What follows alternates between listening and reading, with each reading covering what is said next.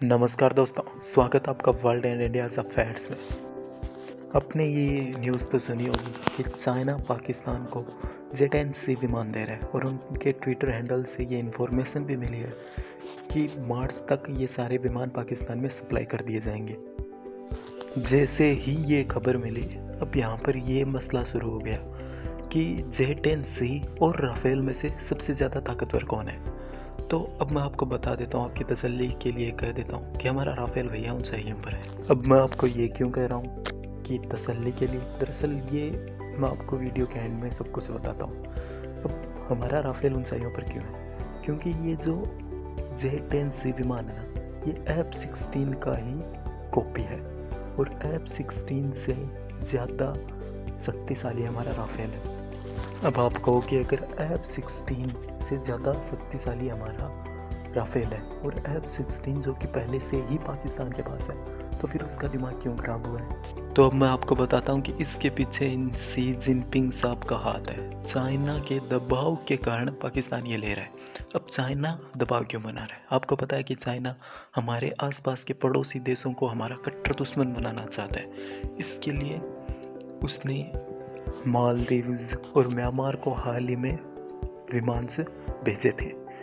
अब आपको बताते हैं कि इस बार चाइना की दक्षिण चीन सागर और हिंद महासागर में कुछ ज़्यादा ही हलचलें बढ़ चुकी है। इसका कारण है क्वाड में फूट। जी हाँ, क्वाड में आपको पता है अमेरिका, जापान, इंडिया तथा ऑस्ट्रेलिया है।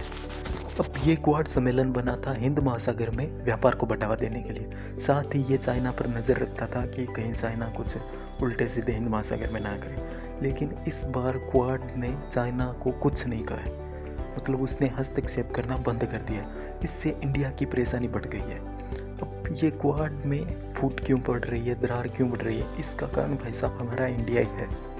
आपको याद होगा हाल ही में इंडिया ने चाइना को परमिट कर दिया था विंटर ओलंपिक के लिए, लेकिन यूएसए ने कहा था कि हम चाइना में ये ओलंपिक नहीं होने देंगे और उसका कारण उन्होंने कोविड को बताया और कुछ और वजहें थी। लेकिन इंडिया ने यहाँ पर उनका साथ नहीं दिया। मैंने भी इस पर एक वीडियो बनाया था और उसमें कहा था कि ये इंडिया को भारी पड़ सकता है और अब पड़ रहा है। हिंद महासागर में चाइना अपनी गतिविधियाँ बढ़ा रहा है, लेकिन क्वाड से कोई भी रिस्पॉन्स नहीं आ रहा है। पहले की बात करें तो कुछ भी होता था तो क्वाड अपने विमान भेज देता था, युद्ध अभ्यास शुरू कर देता था, लेकिन इस बार ऐसा कुछ नहीं हुआ। इसका कारण मैंने आपको बता दिया है। तो दोस्तों, क्या आपको लगता है कि भारत को इन देशों से बात करनी चाहिए, क्वाड को फिर से संगठित करना चाहिए चाइना को रोकने के लिए?